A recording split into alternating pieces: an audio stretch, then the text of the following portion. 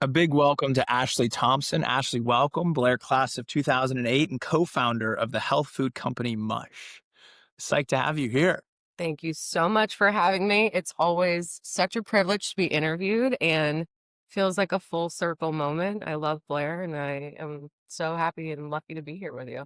Well, it's pretty special that I'm kicking off this brand new Blair podcast called The Buck Stops Here.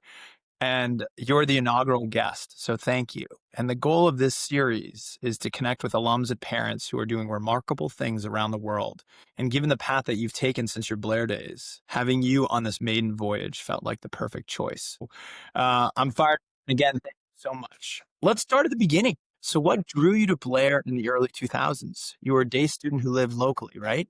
I was, and actually my dad is the one who gave this opportunity to me to go to Blair. He did some work at Blair, his company, and it opened his eyes to a whole world of possibility Yeah. for his children.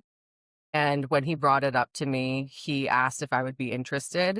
I, of course, said yes. I think I was looking to expand my own horizons Mm, and venture into something that was unknown and unfamiliar, hopefully I think in pursuit of just learning and growth. yeah. Um, and so yeah, that's what kicked off the journey. And as soon as I went to visit the campus, I fell in love and I couldn't have pictured myself anywhere else. And so made it happen. I love it. Oh, it's great. Yeah. All right, this is interesting. If you could sum your time up at Blair in one sentence, what would it be? Yeah, this is hard. Summing something up, something so great up. So I'm going to keep it simple and say my time at Blair was transformational in every sense of the word. It really was. We can get into that, but that's the one sentence, I guess. I've been using that word a lot as I talk about Blair, the transformational nature of it. So we're going to come back to that thread a little bit later on. Sure. You were a leader across campus during your Blair years, and you've stayed deeply involved as a board member ever since. So what keeps you connected to the school today? I think the gratitude I have for how incredible of an experience my time at Blair was, the people, the academics, just the overall environment and how it shaped who I am today. I remember there was a quote from Jack Bogle that I had read when I was either entering or during my time at Blair that said, "No Blair, no Princeton." And it was sort of like, this was a stepping stone to the next phase, to the next phase. And it really resonates with me. So deep, deep gratitude for the journey and path it put me on. And I'm really excited about helping to shape the next generation. I think it's ethical. It's like part of my moral DNA is to leave the world a better place than I found it. And I think having a long-term view on that and helping to shape the next generation is really important. So It's awesome. No, thank you.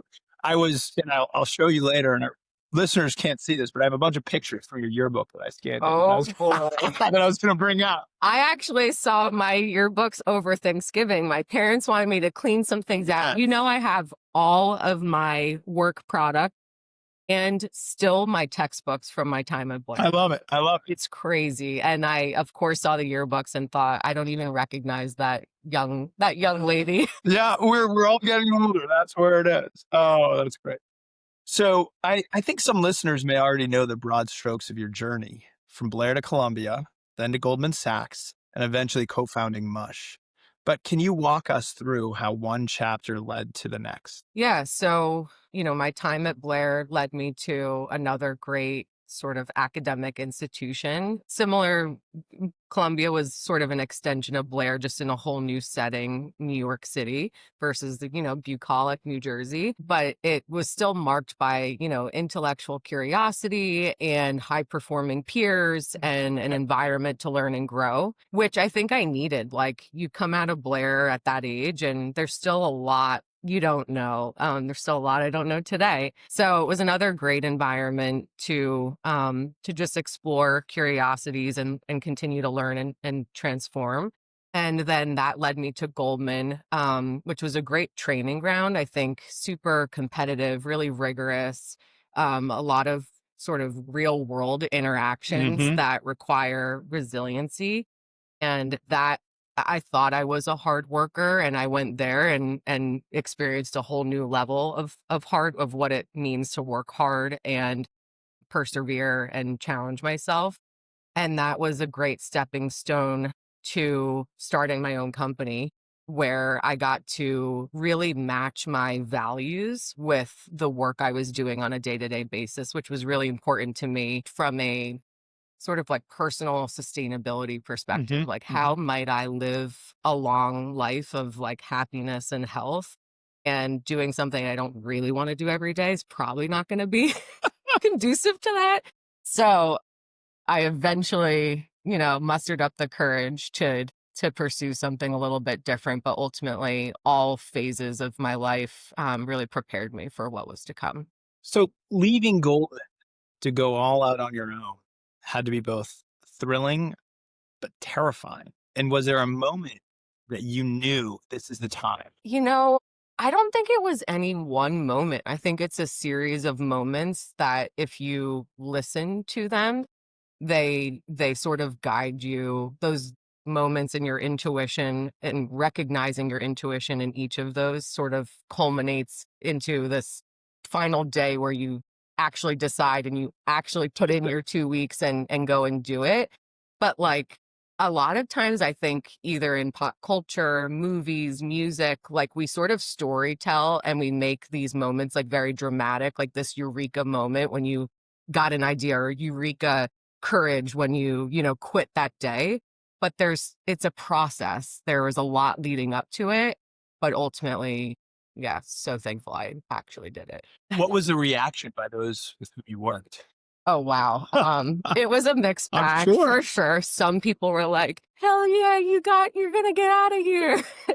The partner at the time asked where I was going. I think there's always a sense of pride of like Sure. maintaining the team and engaging people and retaining people. And when I told her that I was going to start an oatmeal business in California, I think she had no words. There really wasn't a lot of conversation thereafter. I think she was expecting something very different to what I had said, but I think ultimately in the long run, very supportive. That's great. That's Yeah. great. So I don't know many people have pitched on Shark Tank, let alone walked away with funding from Mark Cuban. You did it. I've seen it. It's amazing. What was that experience like? I think that experience was more terrifying than starting my business. And it's very personal. That was, Have you told Mark that? no, but he could probably feel it when I went on the show. I I am not like an exhibitionist. I'm not a performer, Hollywood. It isn't my personality, and didn't really feel prepared to be on national television, like pouring my heart and soul out to the world. So it was terrifying. And it was also energizing and validating. All of the sharks they could just feel the authenticity and the commitment to what we were doing. And therefore were very supportive. They loved how passionate we were. We weren't on there to make a scene or be dramatic. We were really there to cut a deal and get to work and work hard. And Mark especially was very supportive. So that was, after the fact, it was very validating and energizing, but it was just the beginning. It's like, it feels like that was moons ago. And yeah, but a great experience nonetheless. It's amazing. Something that hopefully everybody will have a chance to look at if you're listening to this podcast. So scaling up from that moment must have also been both rewarding and challenging. I remember the skeptics you gave, and you had this image of sleeping, I feel like overnight, because you had all of this mush to deliver early on. You had this picture you showed. Were there many moments like that at the beginning? I'd love to hear sort of what the challenges were and how you got through them. Yeah, I think building a company, in the beginning, it's all about the initiative, like the mission and what we're going to go set out to do, and how many people we're going to help, and how successful we're going to be. And then where rubber meets the road, business is challenge. Like, it's just one challenge after another. And I never I don't think I've ever had an experience where I felt like we couldn't get through the challenge, like it was impossible. I don't think many things are impossible. So I have that going for me. But what I have found is that throughout the journey, you just have to learn how to be okay with discomfort. Like, and I know it sounds cliche, but it really is painful. It's just never ending challenge after challenge. These challenges get in the way of furthering your initiatives, and you have to overcome them while also in pursuit of something great. And you have to learn and develop the skills. There are skills that you can develop to get through the pain and discomfort of it all. I think staying settled is really important. And it's really easy to become unsettled when you're faced with a lot of pressure and challenge. So, staying settled, which enables you to learn and think and problem solve even better, gets you through those times. But yeah, it's a lot. So take us back to that moment. Do you remember the slide I'm talking about? I do. So how was that? You were trying to get a huge shipment out, and So this how many was employees did you have not enough. So then? okay, so this was I know the picture exactly. This was post Shark Tank. Yep. We had never shipped product direct to consumer before. We didn't even have a website before we aired on Shark Tank. We made the website a few days before the airing. We had never shipped a single unit from our warehouse to a person. It was always through distribution. Sure. And very little. I mean, we made, I think we're in $200,000 worth of revenue in a year. So it was very small. Once Shark Tank aired, overnight we got 10,000 orders of 10 packs. So 100,000 units. We could make maybe 1,000 a week, 2,000 a week with the manpower and automation, which there was no automation. So And what year was um, this? this Remember? was 2017. Okay. Yep. November of 2017, heading into the holidays. And I mean, we just got thrown into the deep end in terms of, supply demand challenges, a lot of demand overnight and barely any ability to supply it. And it impacted a lot of different things. It delayed our ability to continue to scale. And it was a really big challenge, but ultimately we boiled it down to very simple understanding. Like we have to figure out how to make more product every single day.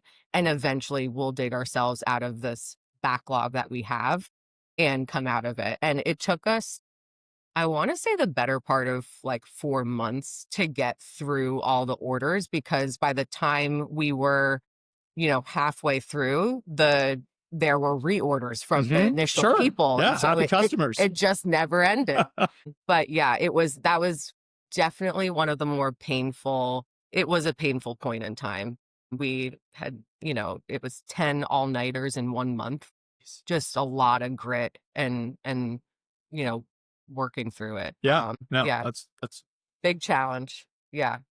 you and I have talked about this before, and you mentioned it earlier, mission statements and how important they are. And I know you're very purposeful about. Could you share what Mush's mission statement is and how you came up with it, but also how that drives culture? 'Cause we've also talked about company culture before. Yep, totally. I love this topic. I think it is a really important one, so thank you for asking. Mush's mission statement is to fuel humanity with positive energy, with great energy, positive energy. And that is born from, I think, a purpose that I feel very connected to, which is to leave the world a better place than how I found it.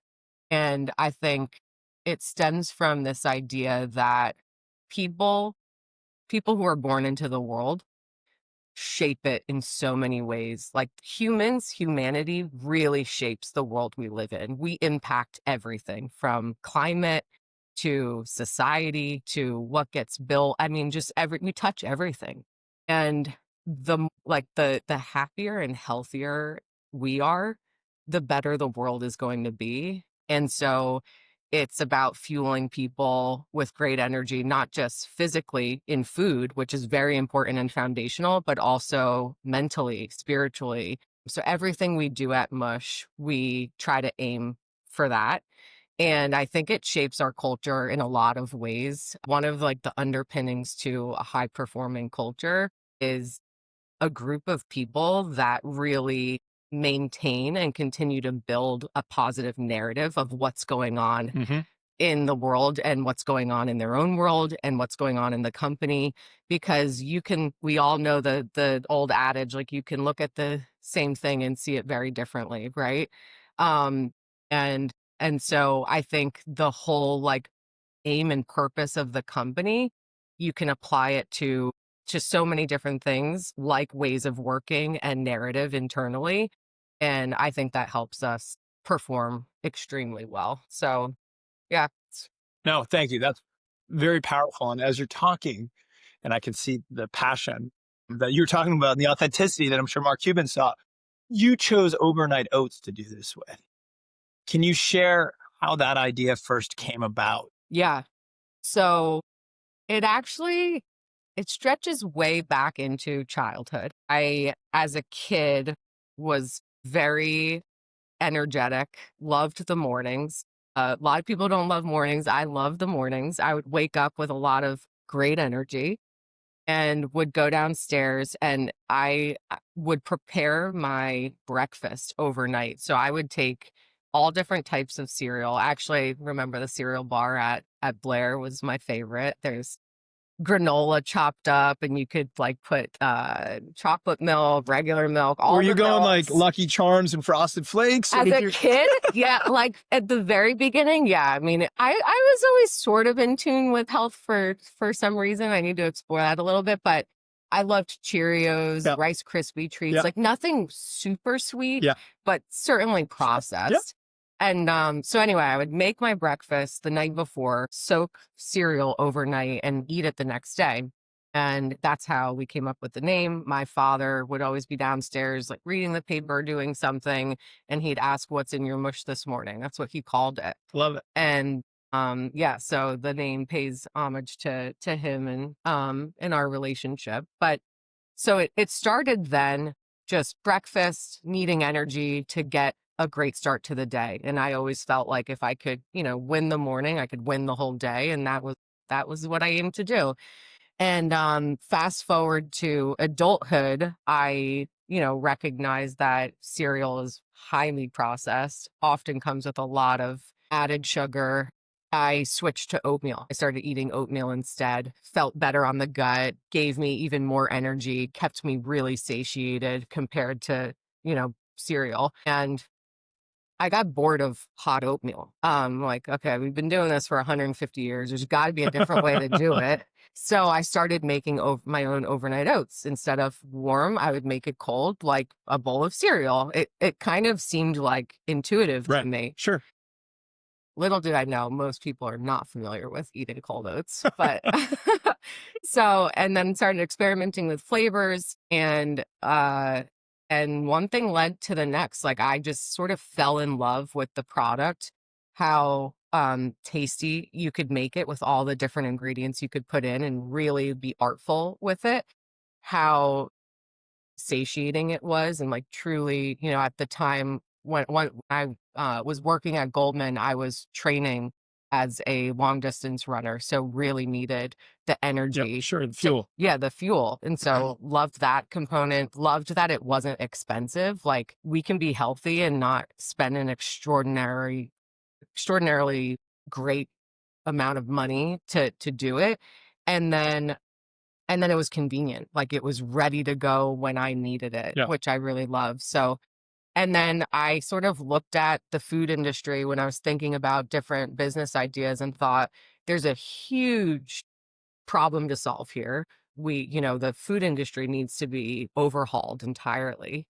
It's contributing to our top 10 diseases in America, like this health epidemic we have. And oatmeal has, like, no one's innovated in this space since Quaker, which Quaker's not like, thank you, Quaker.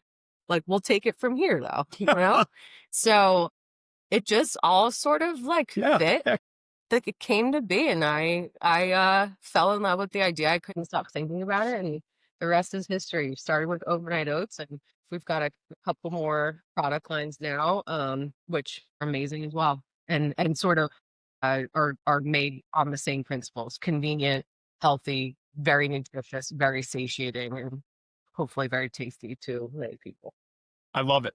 So you were featured on the Today Show's She Made It segment over this past summer when you talked about Mush and hitting 2 million cups sold after a decade in the business. So you were just telling us about $200,000 in revenue. And now here you are almost 10 years later. Do you feel as though you've made it? I so I I kind of identify as a maker, like a Mm. creator, a Hmm. maker, Hmm. and I feel like I'm always making it, like just always making things, whether it's making new products, making new friendships, making new conversations, making new ideas, like creating things in the world that serve a good purpose, hopefully.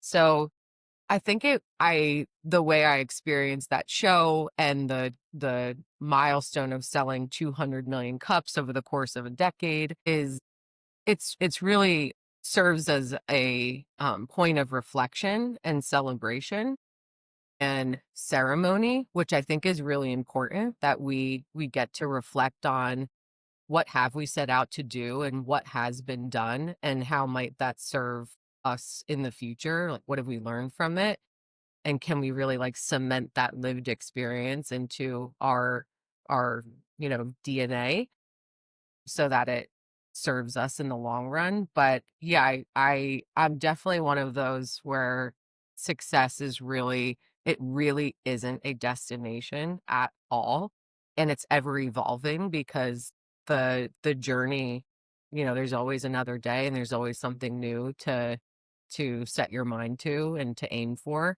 So I appreciate the opportunity to celebrate on national TV and am honored by that.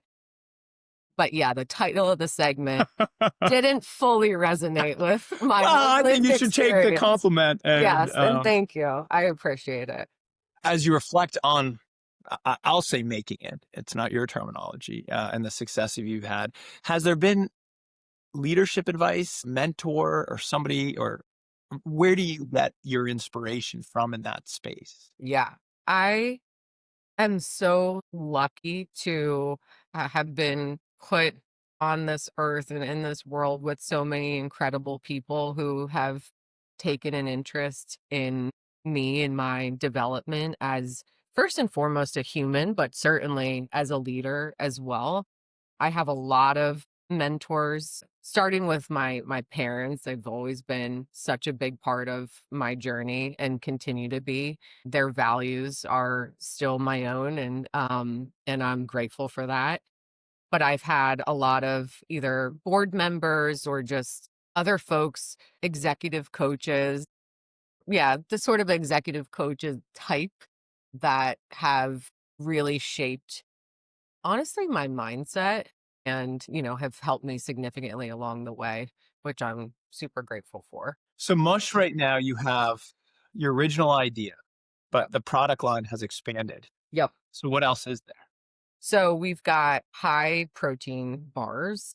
They're made with oats as well. Think of it like a mush cup, but Mhm. instead of a cup with looser texture, it's in a bar format. So on the go, if you don't have a spoon or you don't have time to sit down and enjoy a cup, you can take this wherever you want to go. They're also refrigerated. We use refrigeration instead of preservatives to keep our products fresh and delicious and healthy.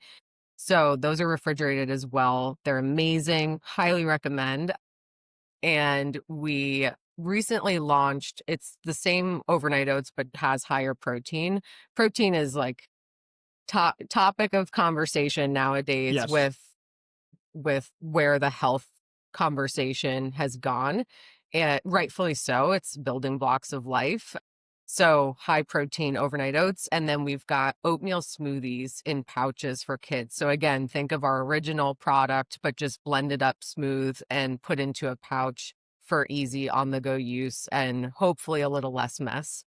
There are many, many photos I see of children with mush all over everywhere, not just their face, but here, there, and everywhere. And it's really adorable, but I can imagine also can be frustrating at times. So enter smoothie pouch. I love it. And I know some of your bigger, you sell to some bigger places such as Costco and Whole Foods. Yeah. And I think I asked you this once, but so you're in a Whole Foods. Will you always walk down to see where the mush is and how it's right? And so Always. tell, because we've had this conversation, and if it's not displayed to your liking or if they're low on product, what do you do? Everything. I take action. So Shocking. yeah. So always go check on mush, always see what's in stock, what's moved, how's it looking. We have a phrase internally, ABM, always be merchandising. So always be fixing and shaping how it looks on shelf. It's really important. Presentation is everything. Wait, so I have to stop you. So you're Yeah. shopping for dinner. Yeah. You go down the mush aisle. There might be another customer ahead of you, and Yeah. then you just start organizing. Oh yeah. Do people Well, and wonder? so often, like especially men in the store, mush tends to be a little higher than eye level, sometimes too high. And so I'll like kind of climb up on the edge of the I have a great refrigerator visual right and now. I'm moving things around and people are like, "Oh, can I help you get something?" I'm like, "Oh, no, I'm not getting anything. I'm just fixing." And they're kind of like, "What?" But it's actually really fun because it opens up an opportunity to create a dialogue around mush. And I'm like, "Well, actually, it's this awesome product. Would love to get you some. Have you ever tried it?" And you get a lot of consumer insights. You make some new friends. People are really happy if you buy them one or they end up buying it themselves. It's really it's fun. But I mean we're daredevils. We'll go into the back room and ask if the dairy manager's there, if we're out of stock. We'll tell them we'll pull the product, we'll shelve it ourselves, we'll merchandise it ourselves. And they're usually so happy about that because they're like, "Oh, well, they're helping me do my job. This is awesome." So honestly, it might seem odd or disruptive, but it really turns out to be a fruitful Sure. activity in more ways than one, not just making mush look good on Yeah. the shelf. Yeah. Fun. And there must be just such pride you feel when you walk by your product and there it is. And you're like, hey, I started this. This was my dad's work. Yeah, yeah. No, it's so cool. I think products are really fun. It's so ubiquitous. It's really fun now when, 10 years ago I'd say, "Oh, I like started this company called Mush." People would be like, "What the hell is that?" And nowadays it's not so infrequent that I will share like, "Oh yeah, Mush," and people they jump out of their skin like, "Oh my God, are you serious? I love it. I eat it every day." And I take a lot of pride in that. That was, that's been the goal the whole time is to get people to eat really nourishing food. So it's very rewarding. No doubt some of today's Blair students will listen to this and dream about starting something of their own. Some of them have started on their own. So, what advice would you give them as they think about using what they're learning at Blair to build something that matters? What advice would I give them? Honestly, for every entrepreneur, anyone starting something, it goes back to what we had discussed earlier. There's so much challenge that comes with it. And I think it's very easy to lose sight of your own health in the journey. So I always, always, always tell people that whatever they're starting, just make sure they take care of themselves along the way. It's really, really important to take care of your own body, mind, soul with any pursuit you may have because it's very easy to get caught up in wanting to achieve something. And yeah, it's super important. It's very simple but hard to do, not always so easy. So Thanks. yeah. Two last ones. What are you currently reading or listening to or binge watching? If you have time for any of those things. You know, I haven't had as much time Shocking. recently with what's been going on, but there was a show. I don't watch a lot of TV, but there was a show that someone recommended called Slow Horses, Uh-huh. and I've watched a couple of episodes of that. Very well done. Acting is really great. That's been really fun. A couple podcasts here and Yep. there, but mostly producing more than consuming now these days. Okay. And Hopefully that might change. well, Get into a good book over the holidays or something. and in the past, you shared last year when we had dinner, you have some pretty fun themed holiday parties. Yeah. So, I what is this year's theme? Okay, so this year's theme is an ode to some of the brand essence of Mush at the very beginning. So it's an all black theme. Uh-huh. So it's actually it's not as like spectacular as prior years. One year we had the red hot holiday party. Yep. Last year was all metallics and was super crazy fun. This year we're doing an all black theme. We're gonna make it festive still. There's gonna be some sparkle, but our original cup and logo, our original cup was black. Yeah, I The remember. logo Sure. is still Yeah, black. yeah. And so it's an ode to that. I love it. Yeah. Well, Ashley, this has been a ton of fun.